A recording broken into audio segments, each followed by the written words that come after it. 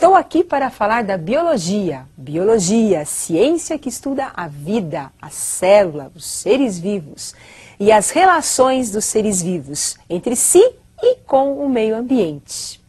E a nossa aula inicial do curso de biologia é sobre a organização celular. Como é que os seres vivos se organizam a nível celular?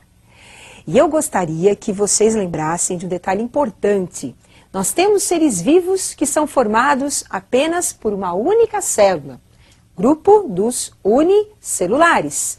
Temos os seres vivos que são formados por vários tipos de células, os pluricelulares. E os vírus? Onde nós vamos enquadrar os vírus? Onde nós vamos classificar os vírus? Os vírus apresentam uma estrutura acelular, como nós vamos estudar. E eu gostaria que vocês acompanhassem imagens de seres vivos. Temos aí a imagem dos vírus. Apresenta uma estrutura muito simples, um capsídeo envolvendo seu material genético, que é o DNA. Vírus é um ser vivo acelular, não apresenta uma célula verdadeira. Em seguida, protozoário. Ser vivo unicelular. Esse protozoário apresenta um flagelo, uma estrutura responsável pela locomoção da célula.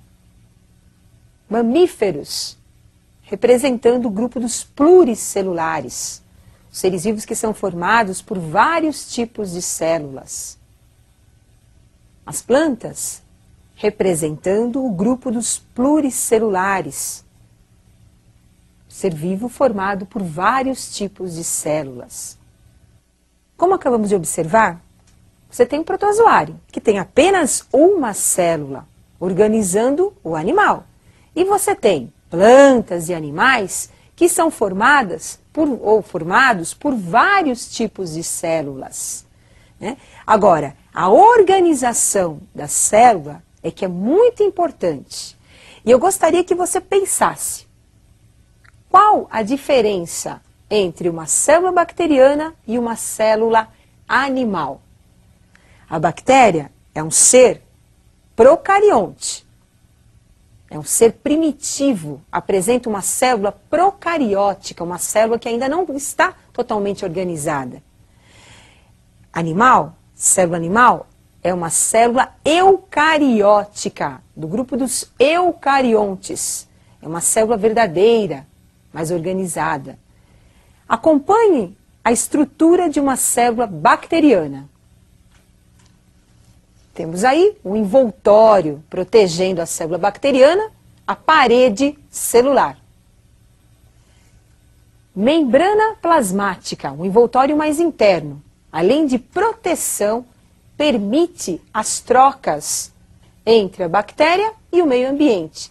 Trocas de alimento, de água, de oxigênio.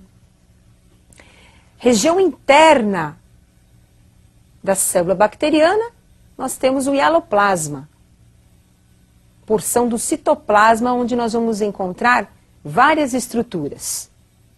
Aparecendo os ribossomos, estrutura que pode ser encontrada de forma isolada na célula ou agrupada, como é o caso dos poliribossomos.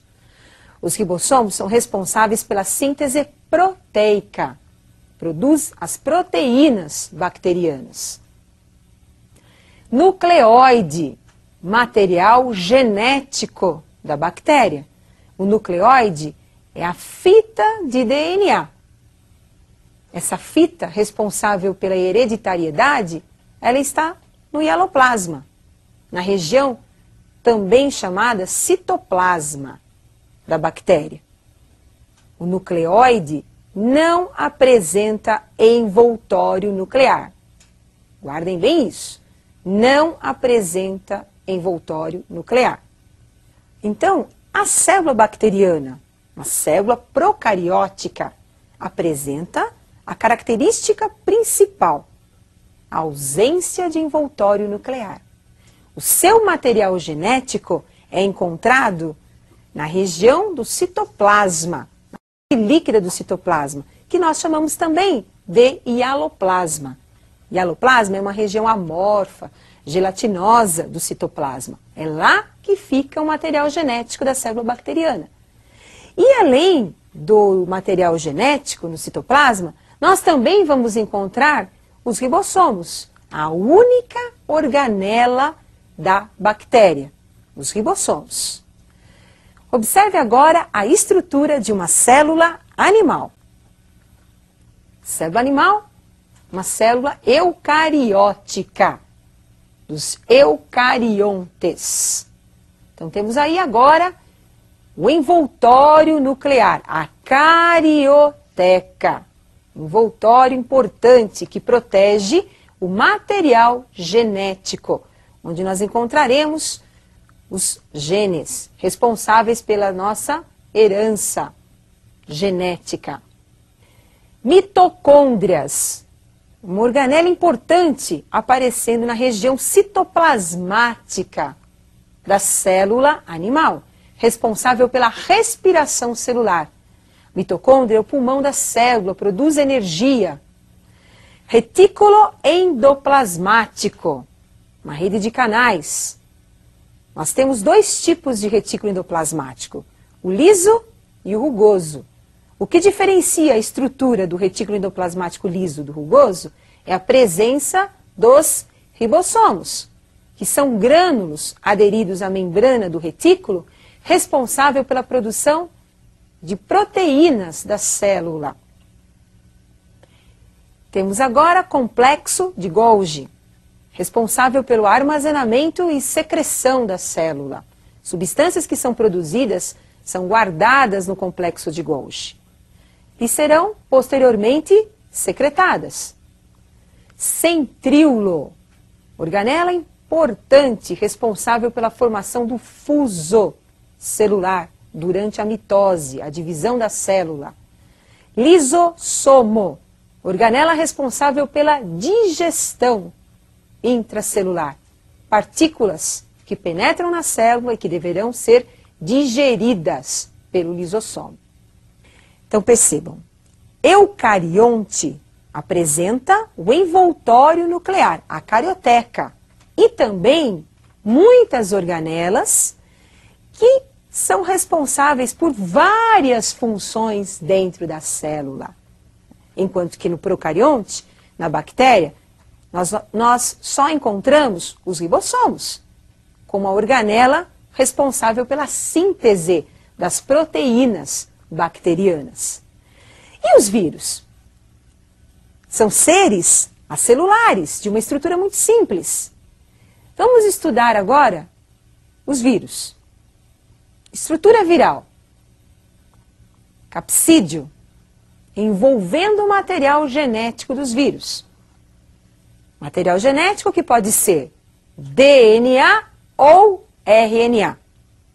Responsável pela hereditariedade, pelas mutações que ocorrem nos vírus. Os vírus são acelulares, como nós acabamos de observar.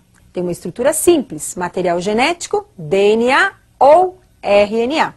No caso do HIV, o vírus da AIDS, ele é considerado um retrovírus, porque ele apresenta RNA como material genético. Por que os vírus eles são considerados acelulares? Porque eles vão sempre depender de uma outra célula, tem uma estrutura muito simples. Se o vírus ele tem DNA, então nós vamos imaginar uma situação. DNA é o engenheiro de uma obra, o RNA é o operário desta obra. Então se o vírus ele tem DNA, ele tem um engenheiro, falta o operário. Então ele vai buscar o operário em uma célula que ele irá parasitar. Se o vírus tem o RNA, ele tem o operário. Falta para ele o engenheiro. Então o vírus vai parasitar uma outra célula para buscar o engenheiro. Então por isso ele é considerado acelular. Ele sempre vai depender de uma outra célula que ele irá parasitar para poder se reproduzir. Fora da célula, o vírus não tem capacidade de se reproduzir. Mas eu gostaria que vocês não esquecessem os principais pontos dessa aula. Então acompanhe uma tabela com um resumo dos principais pontos desta aula. Organização da estrutura celular dos seres vivos. Então nós temos celulares, procariontes e eucariontes. Procariontes, bactérias e cianobactérias, que vocês também conhecem como cianofícias, mas hoje nós usamos mais o termo cianobactérias. Eucariontes, protozoários, unicelulares, até o homem, incluindo, né, o grupo dos eucariontes, desde protozoário, algas, vegetais, até o homem. Acelulares, nós temos o grupo dos vírus. Não esqueçam esses detalhes que são importantes. Agora, para responder à pergunta inicial, quais as diferenças básicas entre uma célula procariótica, que é uma célula bacteriana, e uma célula animal, eu gostaria que vocês acompanhassem agora a resolução. Célula bacteriana apresenta a ausência da carioteca, membrana nuclear, ou envoltório nuclear. Nós temos apenas a presença dos ribossomos e o material genético no citoplasma da célula bacteriana. Célula animal, presença da carioteca, que é o envoltório nuclear, e a presença de muitas organelas no citoplasma. Então não esqueçam, porque isso é muito importante. Bactérias e cianobactérias, procariontes. O resto dos seres vivos, exceto os vírus, são classificados como eucariontes. E eu aguardo vocês para a nossa próxima aula.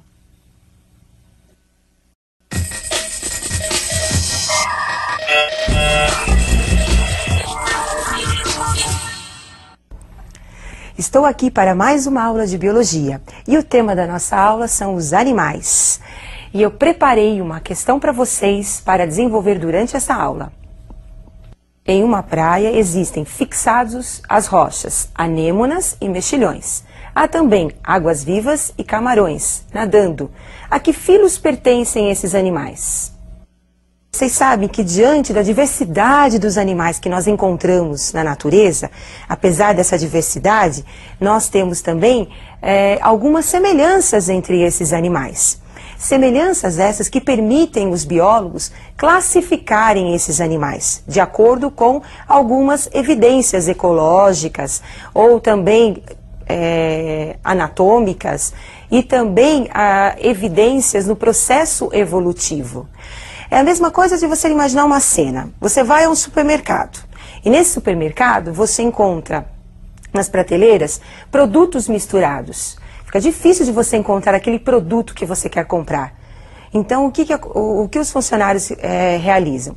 Os funcionários separam os produtos de acordo com alguns critérios. Então, nós temos prateleiras com produtos de higiene pessoal, prateleiras com produtos de limpeza. E essas prateleiras facilitam você encontrar aquele produto que você está procurando. Assim, os animais. Para facilitar o seu estudo, os biólogos classificam os animais. E agora eu gostaria que vocês observassem alguns tipos de animais. No reino animal, nós vamos encontrar a água-viva, um selenterado. Esse animal nadante e também marinho. Camarão, um animal muito importante economicamente. Esse animal apresenta patas articuladas e corresponde ao filo dos artrópodes. O gato, mamífero. E o homem? De acordo, então, com esse grupo diverso de animais que foi apresentado nas figuras anteriores para vocês, como é que nós vamos classificar? Vocês viram as diferenças que existem entre esses animais, mas nós podemos encontrar algumas semelhanças entre eles.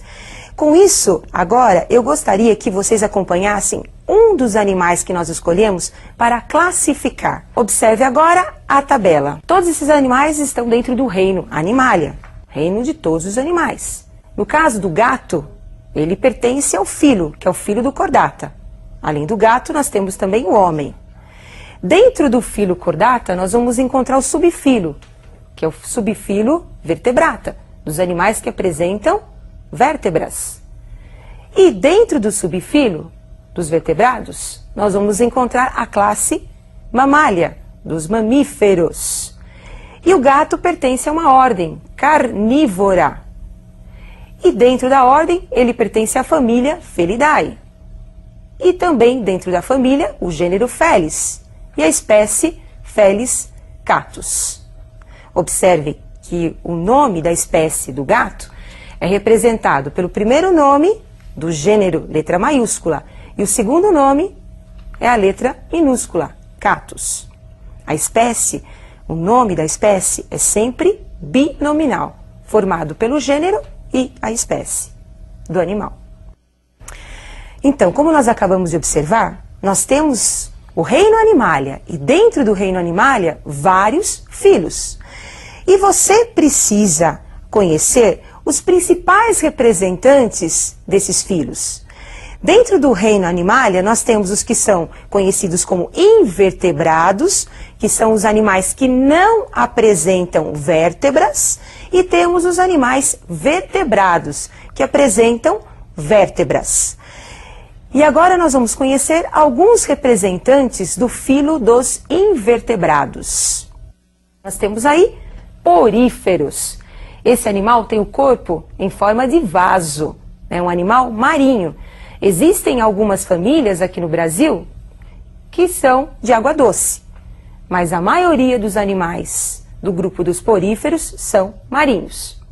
Temos aí o grupo dos selenterados, representantes aí água-viva, que é um animal nadante. Parece, às vezes, um guarda-chuva. Ao lado, vocês vão observar as anêmonas, fixas às rochas. Plateumintos.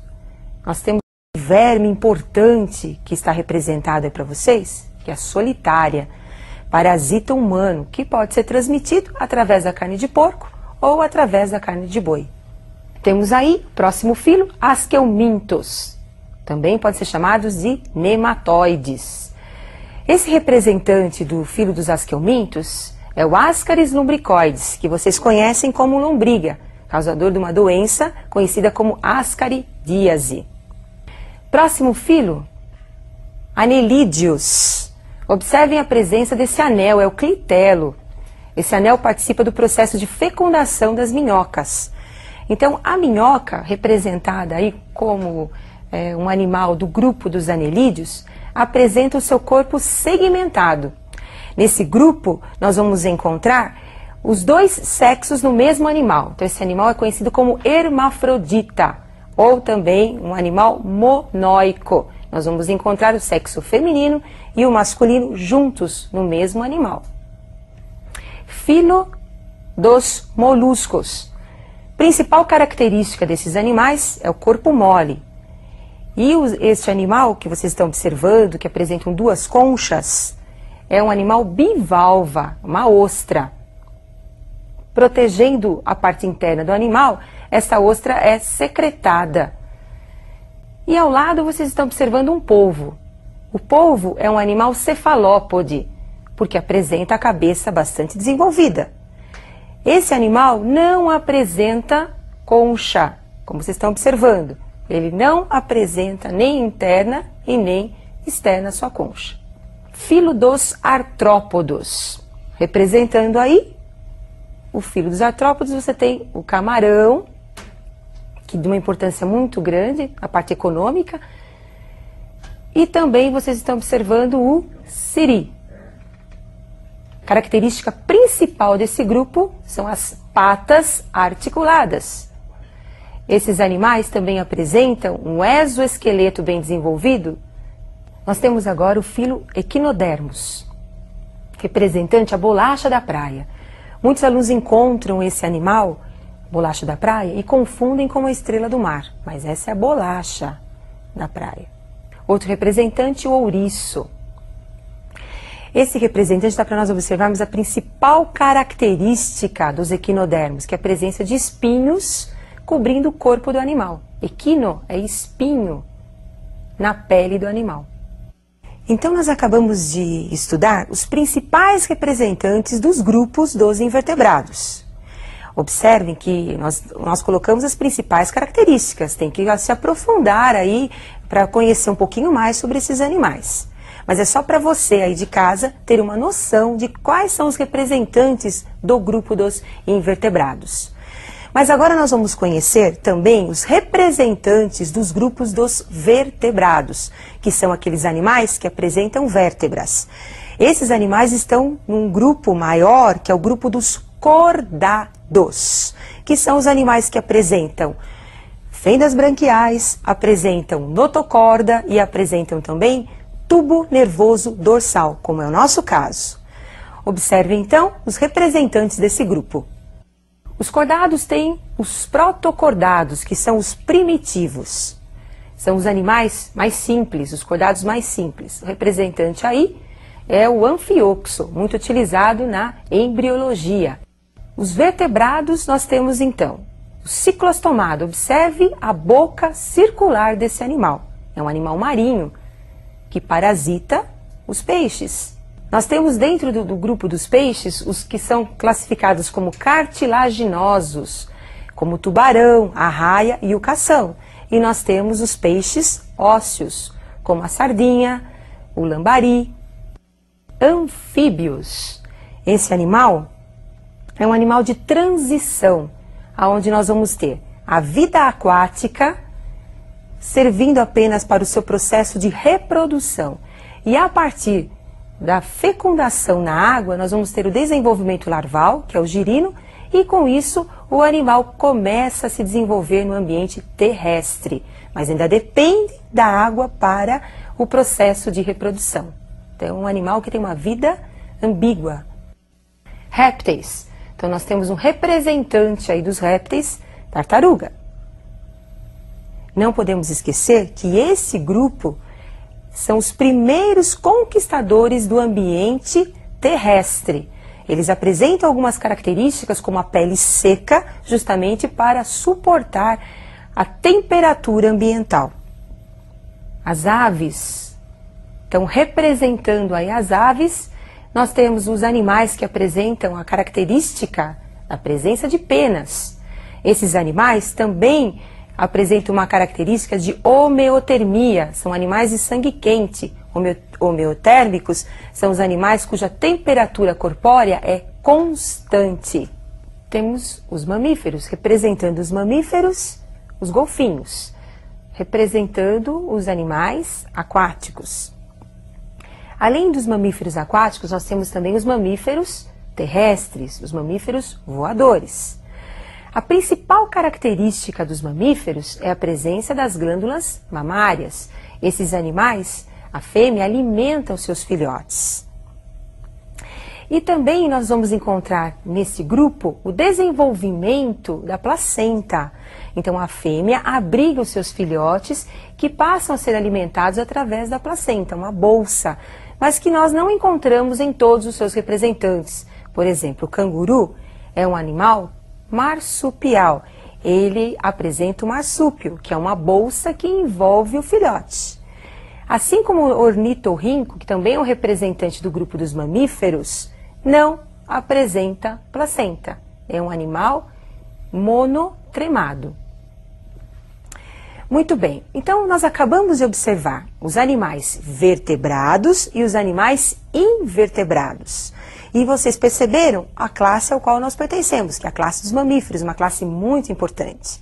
Agora, tem que estudar mais um pouco, porque foram as principais características apenas para vocês terem uma noção geral, né, dos grupos animais. Mas agora nós precisamos responder a pergunta inicial.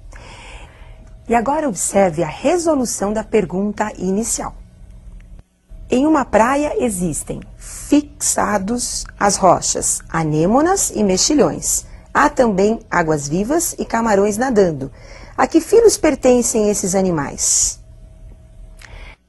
Anêmonas e água-viva pertencem ao filo dos selenterados, aqueles animais muito simples que apresentam uma cavidade gástrica e que são nadantes, no caso da água-viva e no caso da anêmona, que é um animal fixado à rocha. Mexilhões. Pertence ao filo dos moluscos. São os animais de corpo mole, envolvidos por conchas para proteger a parte interna do corpo do animal. Camarões. Pertence ao filo dos artrópodes. Nesse filo, nós vamos ter como característica principal as patas articuladas. Com a resolução agora desse exercício, vocês poderão se aprofundar um pouquinho mais nas características dos animais. E eu aguardo vocês para a nossa próxima aula.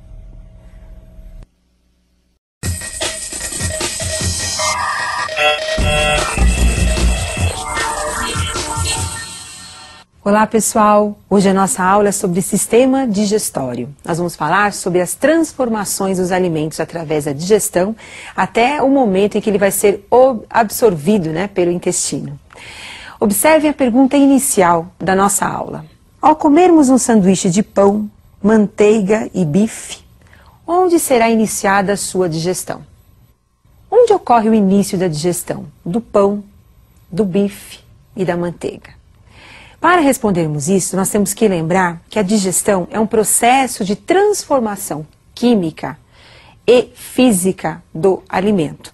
Essa transformação física e química ocorre em várias partes do animal, dependendo da sua complexidade. Observe agora um exemplo da digestão humana. Observe um aparelho digestório. Então nós temos lá todo o alimento ingerido, mastigado na boca, passa pela faringe, pelo esôfago, pelo estômago e no intestino. Então a digestão ocorre ao longo desse tubo digestório. Cada um desses órgãos, daqui a pouquinho nós vamos conversar com mais detalhes sobre essa digestão, participa desse processo químico e físico. Na hidra, por exemplo, selenterado, a digestão ocorre inicialmente na cavidade gastrovascular. Então o alimento ele entra pela boca do animal, vai para a cavidade gástrica, inicia a digestão nesta cavidade através das enzimas e posteriormente as partículas menores dos alimentos entrarão nas células e terminarão a sua digestão. Uma digestão que nós chamamos de extra e intracelular. Como nós acabamos de observar, tem alguns animais que a digestão ocorre no próprio tubo digestório. Em outros animais, como a hidra, a digestão ocorre no tubo digestório, que na verdade é uma cavidade digestiva, e termina no interior da célula. Então nós temos uma digestão intracelular. Mas no nosso caso, na digestão humana, qual é a participação do aparelho digestório? Da boca, da faringe, do esôfago? Para explicar isso, eu gostaria que vocês acompanhassem com detalhes aí a nossa digestão. O início da digestão na boca. Então, nós temos aí processos mecânicos, processos físicos de mastigação. Então, o bolo alimentar que foi ingerido, ele passa por um processo mecânico de mastigação e depois o processo de deglutição. Mas na boca, nós temos a primeira ação das enzimas. Nós temos o processo químico. Esse processo químico é devido à presença do suco salivar, secretado pela glândula salivar. Esse suco ele é rico em pitialina, que é a enzima que vai digerir o amido. Então aquele pão do sanduíche, rico em amido, vai ser digerido na boca pela pitialina. Na verdade, é o início da digestão enzimática do pão. Posteriormente, esse alimento seguirá pela faringe, pelo esôfago, até o estômago. No estômago, nós vamos ter a ação enzimática do suco gástrico. No estômago nós vamos encontrar uma enzima muito importante, que é a pepsina. Essa enzima atua na digestão enzimática das proteínas. Então nós temos aí a digestão química das proteínas no estômago. Então aquela carne, aquele bife que foi mastigado na boca, não é digerido na boca pela ação da pitialina, só será digerido no estômago pela ação da pepsina. No estômago também nós temos a presença do HCl, o ácido clorídrico, que é um ácido corrosivo. Esse ácido ataca a parede estomacal. Mas para proteger a parede do estômago, nós temos um muco secretado por glicoproteínas, que envolve a parede. Pode acontecer da parede ficar irritada, nós teremos aí uma gastrite ou uma úlcera, uma ferida com até sangramento. Então, como nós acabamos de observar, o início da digestão do pão é na boca, desce pela faringe, pelo esôfago e atinge o estômago. E lá no estômago nós vamos ter a ação de uma outra enzima, que é a pepsina. Muito bem, continuando no nosso esquema, para vocês perceberem com mais detalhes aí a digestão do estômago. Então, continuando, lá no estômago, nós vamos ter a pepsina, como já falei para vocês, atuando na carne, no bife. Então, esse bife, ele vai ser digerido, né, a proteína do bife vai ser digerida inicialmente no estômago e terminará a sua digestão no intestino. Quando o alimento chega no intestino, então nós vamos ter aí a participação da vesícula biliar. A vesícula biliar armazena a bile e secreta a bile no intestino, que é esse tubo que vocês estão observando aí, que ele inicia no término do estômago.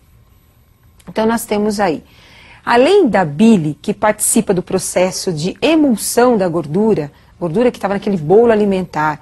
O que é a emulsão da gordura? Ela age como se fosse um detergente, porque a bile não tem enzimas digestivas, ela tem sais biliares.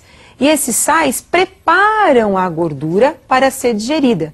Então, essa emulsão que ocorre na gordura é simplesmente para a preparação das enzimas lipases que vão digerir essa gordura, que nós vamos ver posteriormente. Aí nós temos o pâncreas. O pâncreas, ele libera o suco pancreático. Esse suco também vai agir no intestino, junto com o próprio suco do intestino, que é o entérico. Então percebam que no intestino nós vamos ter a participação da bile, produzida pela vesícula biliar, do suco pancreático, produzido pelo pâncreas, e também do suco entérico, produzido pelo próprio intestino. E agora, uma visão geral do nosso aparelho digestório. Então, depois que o alimento foi digerido no intestino delgado, com a participação dos outros sucos, nós vamos ter aí a absorção desse alimento. E aquilo que não é importante, ele vai ser eliminado através das fezes. Então, como nós acabamos de observar, todo o alimento é digerido no tubo digestório. Depois esse alimento é aproveitado, cai na circulação sanguínea, vai para o fígado, onde será desintoxicado e depois esse alimento cai na circulação geral do organismo. Então as toxinas ficam retidas no fígado e posteriormente serão, as substâncias, né, os nutrientes serão levados para todas as células. Agora, como eu já falei, tem as enzimas da boca, da saliva, né, que é a pitialina, tem a enzima do estômago, que é a pepsina, as enzimas do suco pancreático, do suco entérico, mas bile, não esqueçam, a bile não contém enzimas. O que eu vou encontrar na bile? Eu vou encontrar na bile os sais biliares. Agora observe alguns detalhes importantes sobre a digestão que você tem que lembrar. Durante a digestão humana, então nós temos os processos físicos, mecânicos, como mastigação, na boca. Deglutição, nós vamos encontrar movimentos peristálticos em seguida. Lembrando que os movimentos peristálticos são ao longo do esôfago e do intestino. E os processos químicos, também chamados de enzimáticos, onde nós vamos ter a ação das enzimas. E agora, então, nós teremos as principais enzimas dos sucos digestivos. Na verdade, é do suco digestivo humano, né? Observem comigo um resumo das principais enzimas. Na boca nós vamos encontrar a saliva. A principal enzima da saliva é a pitialina. A pitialina, ela age no amido. Então, aquele lanche que nós comemos, aquele pão, né, rico em amido, o arroz, ele vai ser digerido, o início da digestão do amido é na boca, pela pitialina. Posteriormente, ele termina a digestão no intestino, mas o início da digestão é na boca pela pitialina. No estômago, nós vamos encontrar o suco gástrico. E lá nós temos a pepsina, enzima importante, que age junto com HCl. Eu preciso ter um pH ácido no estômago para nós termos aí a pepsina ativa, agindo sobre a carne. a proteína da carne. No intestino nós vamos encontrar a liberação do suco pancreático. O suco pancreático, produzido pelo pâncreas, é rico em enzimas. Então nós temos a amilase, que termina a digestão do amido, que inicialmente foi feita na boca. Nós temos a lipase, que vai agir sobre a gordura, a enzima que digere a gordura. Nós temos a DNase e a RNase, que são as enzimas que vão digerir os ácidos nucleicos encontrados no núcleo da célula. Então a DNase digere o DNA da célula. E também nós vamos encontrar o DNA em estruturas do citoplasma da célula. E é essa enzima que irá realizar a sua digestão. No intestino também nós vamos encontrar uma grande quantidade de enzimas. As principais enzimas, a amilase, lipase, eripsina, maltase, todas elas vão agir sobre o bolo alimentar e terminar a digestão. E a bile, que não contém enzimas, nós vamos encontrar apenas os sais biliares. Não esqueçam que a bile é produzida pelo fígado, armazenada na vesícula biliar e será secretada no intestino, ajudando aí na emulsão da gordura, preparando os alimentos gordurosos para serem digeridos pela lipase. Então, como nós observamos, nós temos muitas enzimas que fazem parte do suco digestório. Mas as principais você não pode esquecer. Essas com certeza serão cobradas, porque elas são muito importantes. Agora, como que fica o nosso exercício inicial? Então vamos para a resolução do nosso exercício. Ao comermos um sanduíche de pão, manteiga e bife, onde será iniciada a sua digestão? Então, como nós já vimos, todos os alimentos ingeridos passam por um processo de mastigação na boca, que é um processo mecânico da digestão. Esses alimentos agora são levados através do esôfago ao estômago e ao intestino. Mas o que nós vamos colocar para vocês agora é a digestão enzimática dos alimentos. O pão. O início da digestão enzimática do pão é na boca. Por quê? Porque pão é rico em amido. E a principal enzima que nós temos na boca, que é a pitialina, é quem realiza ou quem inicia a digestão do amido. Enquanto que o bife, apesar de ser mastigado lá na boca, de ter a ação da pitialina, não vai sofrer digestão enzimática, porque bife é rico em proteína. E a ação enzimática sobre as proteínas é no estômago, através da pepsina. A manteiga, rica em gordura. O início da digestão enzimática da manteiga vai ser no intestino. Primeiro a bile prepara a manteiga, a gordura, né, da manteiga, para depois a lipase, que é a enzima entérica e também pancreática, agir sobre a gordura. E com isso terminar a digestão. Ficou fácil? Então a digestão, ela é muito importante para todos os seres vivos, porque ela vai quebrar o alimento para ser aproveitado pela célula ou pelas estruturas da célula. E eu espero que vocês aprofundem esse assunto, porque ele é muito importante. E eu vou ficar aguardando vocês para a nossa próxima aula.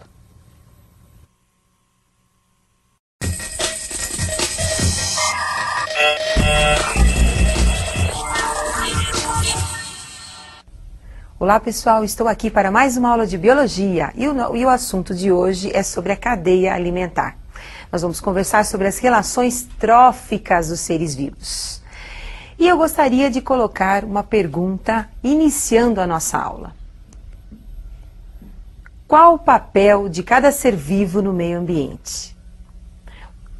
Observem agora algumas imagens mostrando o papel de um ser vivo como um molusco. Então nós estamos vendo a concha de um molusco servindo de abrigo para o paguro. Olha as patinhas do paguro aparecendo aí na figura. Temos aí tronco de uma árvore servindo de abrigo para o pica-pau e os seus filhotes. Temos aí o cavalo ingerindo as gramíneas. A zebra também ingerindo as gramíneas. E o leão acabando uma refeição. Percebam, dentro dessas relações que nós mostramos para vocês, nós temos o leão, um grande predador. O papel dele na natureza está relacionado à predação, à caça, à busca do alimento. Nós temos, no caso da zebra, um herbívoro, aquele animal que se alimenta dos vegetais. Nós temos simplesmente o tronco de uma árvore servindo de abrigo para alguns animais. Então é assim que os seres vivos se relacionam, dando abrigo um para o outro, servindo de alimento. E essas relações estão ou serão estudadas dentro da ecologia. Porém, hoje nós vamos estudar apenas as relações alimentares dos seres vivos. E dentro dessas relações alimentares, nós temos a base dessas relações, que são os produtores, os vegetais. Então, os vegetais são aqueles que produzem o seu próprio alimento, são os autótrofos. Acompanhem comigo algumas imagens de produtores. Então, nós temos aí a imagem de uma floresta, onde vocês estão observando as árvores, grandes produtores desse meio ambiente. Temos aí também a presença das gramíneas e as algas, mostrando ou cobrindo uma parte de rochas. Acabamos de observar alguns dos produtores que nós encontramos aí dentro do nosso ecossistema.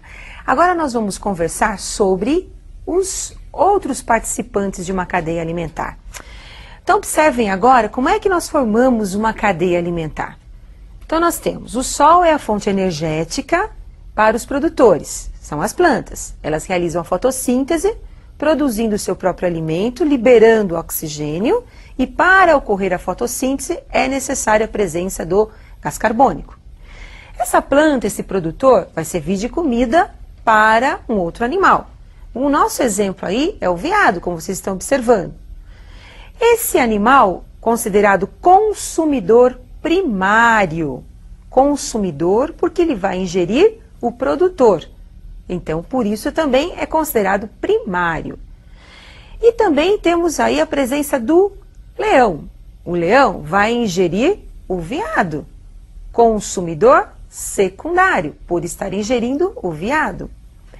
Tanto o veado como o leão vão servir de alimento para os decompositores, que são as bactérias e os fungos. E o veado e o leão agora passarão a ser os nutrientes após a decomposição pelas bactérias e pelos fungos para os produtores, fechando então o ciclo da matéria na cadeia alimentar, no ecossistema. Observaram?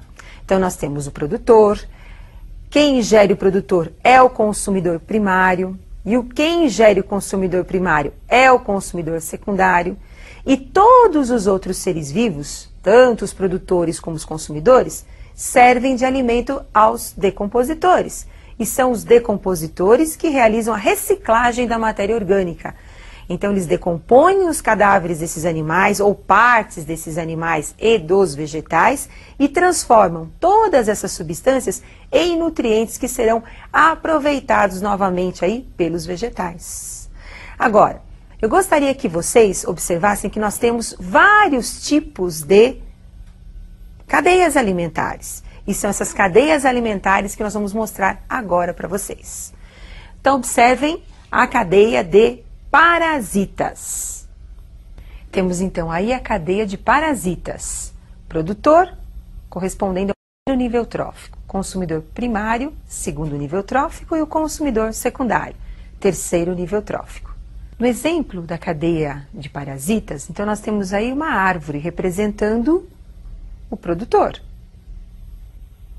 Em particular, nós temos o pulgão, consumidor primário, se alimentando do produtor, aí no caso, sugando a seiva da árvore, buscando o seu alimento, através do parasitismo.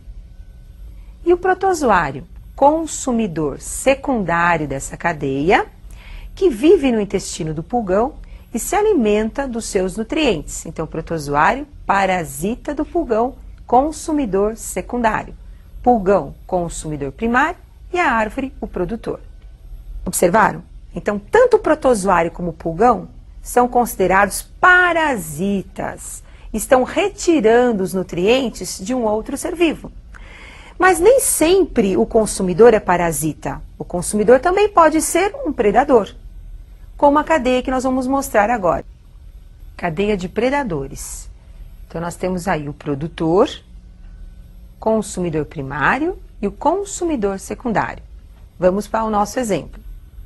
Nós temos aí a cadeia de predadores. Nós temos o fundo de uma lagoa. Produtor, a planta aquática. O molusco, consumidor primário, obtém o seu alimento raspando o caule e as folhas dessa planta aquática. Em seguida temos o peixe, consumidor secundário, que se alimenta desse molusco. Então nós temos uma cadeia onde tem o produtor, que é a planta aquática, o molusco, que é o consumidor primário, e o peixe, que é o consumidor secundário. Ao lado nós temos uma ave, pronta para pescar o seu peixe. Nesse caso, se introduzirmos essa ave na cadeia, ela passa a ser um consumidor terciário da cadeia de predadores. Observaram? Nós temos então a cadeia de parasitas, a cadeia de predadores e nós temos também uma cadeia que pode ser mista, onde nós teremos consumidores parasitas e consumidores predadores também. Mas nem sempre nós temos uma sequência linear de relações tróficas, que é a cadeia alimentar. Em alguns casos, nós teremos várias cadeias reunindo o que nós chamamos de uma teia alimentar. A teia alimentar são as inter-relações entre as cadeias alimentares, como nós vamos descrever. E eu gostaria que você acompanhasse esse exemplo, demonstrando o que é uma teia alimentar.